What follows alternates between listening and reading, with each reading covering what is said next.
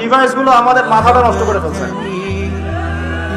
সবকিছু ডিভাইস কেন্দ্রিক হয়ে গেছে। বাচ্চা মাঝখানে ঘুমায়, স্বামী একদিকে মুখ করে ফোন টিপে, স্ত্রী আরেকদিকে মুখ করে ফোন টিপে। এই না এখন বর্তমান যুগটা এমন না? খাবার টেবিলে বসেছি, মা খাচ্ছে নিজে ফোন টিপছে, আমি খাচ্ছি আমি ফোন টিপছি। এমন না বিষয়গুলো এখন? মেয়ে নিজের ফোন নিজে টেপে, বাবা নিজের ফোন নিজে টেপে।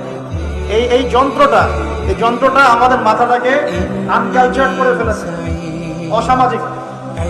অসামাজিক করে ফেলেছে। এটা খুব একটা স্মার্টফোন না, আপনার নাম দিয়েছি স্মার্ট, আসলে ফোনটা খুব একটা স্মার্ট না। এর অধিক ব্যবহারে এর প্রতি আসক্তি তৈরি হয়, মাদকের মতো আসক্তি তৈরি হয়।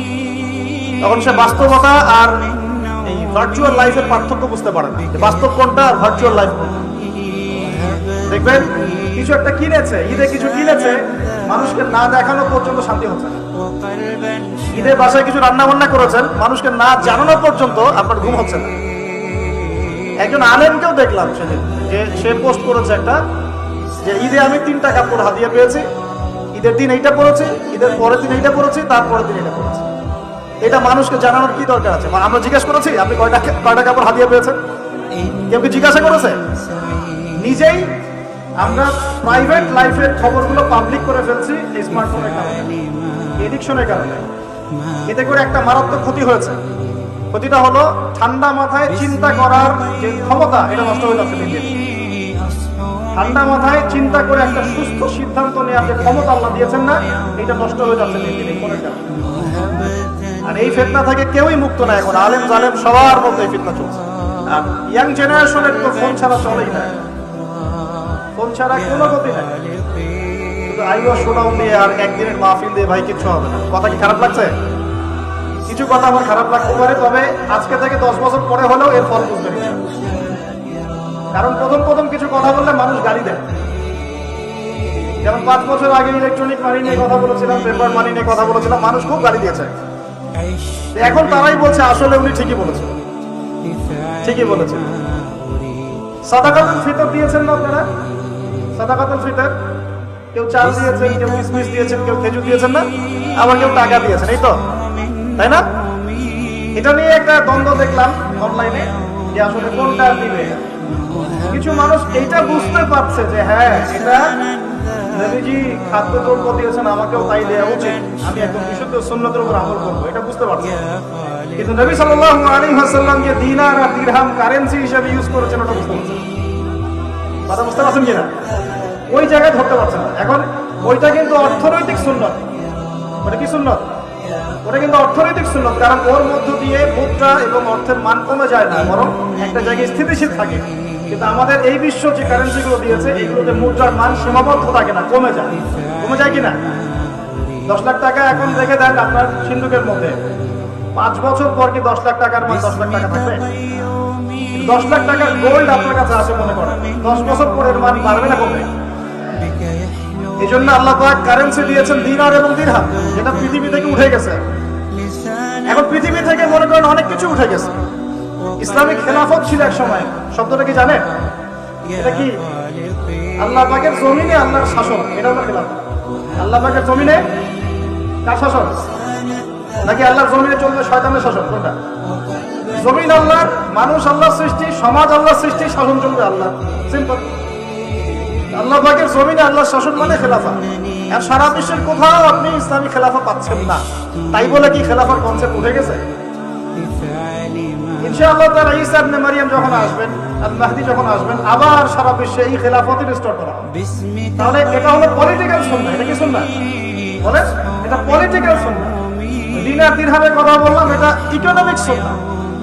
এই সুন্নাহগুলো ঠিকই বোঝেন। হাত বাঁধতে হবে কোথায়, পায়ে পা লাগবে কি লাগবে না, নফল এদান করতে হবে কি হবে না, চাল দিয়ে দিব নাকি কিশমিশ দিব না টাকা দিব, এগুলো সুন্নাহ তো মাশাআল্লাহ খুব ভালোই বোঝেন। কিন্তু পলিটিক্যাল, ইকোনমিক, সোশ্যাল সুন্নাহগুলো বুঝবেন না। এগুলো কি ইসলামের অংশ না? ইসলামের বাইরে এগুলা? তো আমি আশা করি আমাদের যুব সমাজ কোরআনকে বুকে আগলে ধরবে ইনশাআল্লাহ। পারবেন তো ভাই?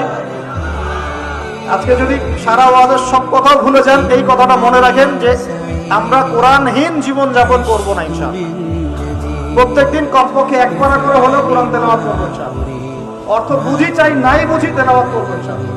তেলাওয়াত করতে করতে করতে কোরআনের প্রতি একটা মহব্বত সৃষ্টি হবে। যখন মহব্বত সৃষ্টি হবে তখন ইনশাআল্লাহ আপনি অর্থ বোঝার দিকেও মনোযোগ দিবেন। অর্থ বুঝতে বেশি কিছু লাগে না, আরবি ভাষাটা জানলেই হয়, আরবি ব্যাকরণটা জানলেই হয়। আমরা একসাথে 5টা ভাষা শেখার মতো মেন্টাল ক্যাপাবিলিটি রাখি, এটা সায়েন্স বলে। একটা ছোট বাচ্চা একসাথে 5টা ভাষা শেখার মতো মানসিক দক্ষতা রাখে। এবং আগের যুগে, এই যে ব্রিটিশ পিরিয়ডের আগে আমাদের বাপদাদারা যারা ছিল, তারা বাংলা, ইংরেজি, উর্দু, ফার্সি, আরবি 5টা ভাষাই জানতো না? আমাদের দাদা পরদাদাদের জেনারেশন, আমি আমার জেনারেশনের কথাই বলি, তারা এসেছিল বাগদাদ থেকে এই বাংলাদেশের দিন প্রচার করতে। আমি এতটুকু শুনেছি, আমি এর বেশি কিছু জানি না। আমি আমার বাবা দাদাদের কাছে শুনেছি তারা এসেছে বাগদাদ থেকে এই ভারতীয় উপমহাদেশে দিন প্রচার করতে। তারা 5টা ল্যাঙ্গুয়েজ জানে, বাংলা, ইংরেজি, উর্দু, ফার্সি এবং একটা কি আরবি। তো আমরা যদি এতগুলো ভাষা জানার মতো দক্ষতা রাখতে পারি, কোরআনের ভাষা আরবি শিখতে পারবো না ভাই? কারা কারা বিসিএস কোচিং করছেন হাত তুলে দেখুন। আপনি করছেন বিসিএস কোচিং? বোঝে নাই মনে এমনি হাত তুলছেন। আচ্ছা, বিসিএস কোচিং কারা কারা করছেন হাত তুলে দেখি। কেউ করছেন না? এটা এক ভাই আছে, 2 ভাই আছে। মাস্টার্সে কারা কারা করছেন হাত তুলে দেখি। মাশাআল্লাহ। আইএলটিএস করেছেন কারা কারা? আইএলটিএস করেছেন কারা কারা ইংরেজিতে?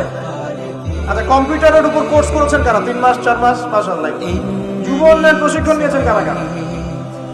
এই যে কোর্সগুলো আপনি করেছেন 6 মাস, 1 বছর, 2 বছর, এগুলোর জন্য আপনি মেহনত করেন নাই? কথা বলেন। সকালবেলা ভোরবেলা উঠেছেন ঘুম থেকে, খেয়ে না খেয়ে পড়তে বসেছেন, আবার ইউনিভার্সিটি গিয়েছেন, আবার ক্লাস করেছেন, আবার দুপুরে খেয়ে না খেয়ে পড়তে বসেছেন, রাত্রেবেলা দেরি করে ঘুমিয়েছেন, এগুলো করেন নাই? এখন আল্লাহ পাকের নাজিল করা কিতাব আল কোরআন, এইটা শেখার জন্য 1টা বছর আরবি শিখতে পারবেন না ভাই? কথা বলেন। নিয়াত তো করেন। আল্লাহ পাকের রহমত এত বেশি, আল্লাহ পাকের রহমত এত বেশি, বান্দা যখন কোনো ভালো কাজে নিয়াত করে সাথে সাথে নেকি লিখে দেওয়া হয়। জোরে বলেন সুবহানাল্লাহ। যুবকদের ঘরে সাউন্ড নাই কেন? এখন তো কনসার্ট হলে চিল্লাচিল্লি করতে দেখি।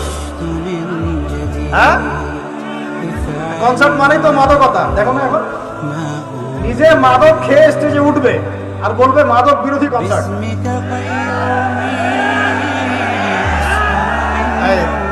রাগ করলেন নাকি? এটা বাস্তবতা না?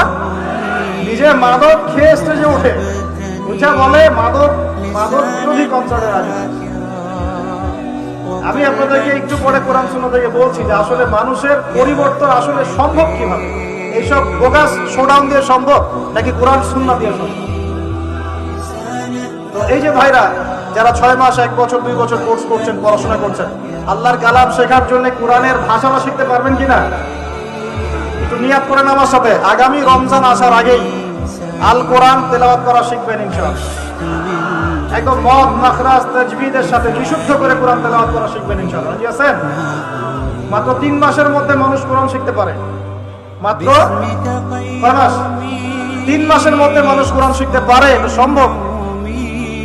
আর যদি আপনি 2 বছর, 2.5 বছর, 3 বছর সময় দেন আরবি ভাষার পিছনে, ব্যাকরণের পিছনে, ইনশাআল্লাহ তাআলা আপনি কোরআনের অর্থ করতে পারবেন ইনশাআল্লাহ। কোরআন পড়বেন, অর্থ বুঝতে পারবেন।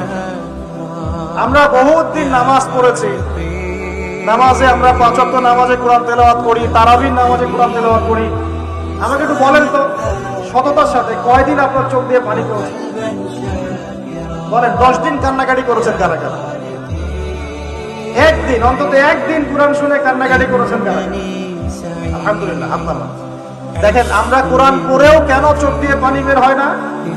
কারণ কোরআনের যে অর্থ, যে মানে ব্যাখ্যা, ইন্টারপ্রিটেশন এবং কোরআনের যে ভিতরের অন্তর্নিহিত নিগূঢ় একটা রহস্য, এটা আমাদের কলিজার মধ্যে পতিত হয় না। কেন হয় না? কারণ আমি তো ভাষাটা জানি না, আমি তো ভাষা জানি না। আপনার সন্তান বা বাবা মা অসুস্থ মনে করেন, কথার কথা আল্লাহ না করুন, তো এখন আপনি ওযু করে 2 রাকাত নামাজ পড়ে আল্লাহর কাছে দোয়া করছেন যে আল্লাহ আমার বাবা অসুস্থ, আমার মা অসুস্থ, আমার সন্তান অসুস্থ, আল্লাহ তুমি তাকে শেফায়ে কামেলা দান করো। বলে আমিন।